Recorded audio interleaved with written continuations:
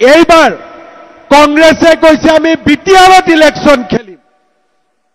আপোনালোকে মনত ৰাখিব, এই কংগ্ৰেছ চৰকাৰৰ দিনতেই বিটিআৰত আটাইতকৈ বেছি হত্যা আৰু হিংসাৰ ৰাজনীতি হৈছিলে। কংগ্ৰেছৰ দিনতেই বিটিআৰৰ ৰাইজে জীয়াতু ভুগিছিলে। সেই কথা আপোনালোকে সদায় মনত ৰাখিব।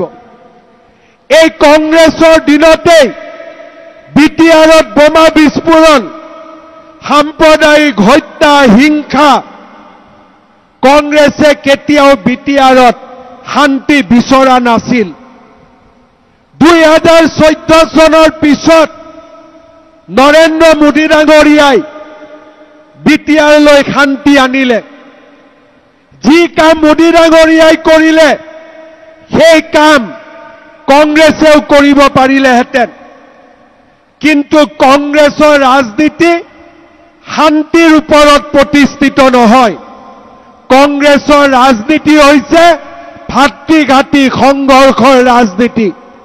কংগ্ৰেছৰ ৰাজনীতি হৈছে তেজৰ ৰাজনীতি। কংগ্ৰেছৰ ৰাজনীতি হৈছে হত্যা আৰু হিংসাৰ ৰাজনীতি।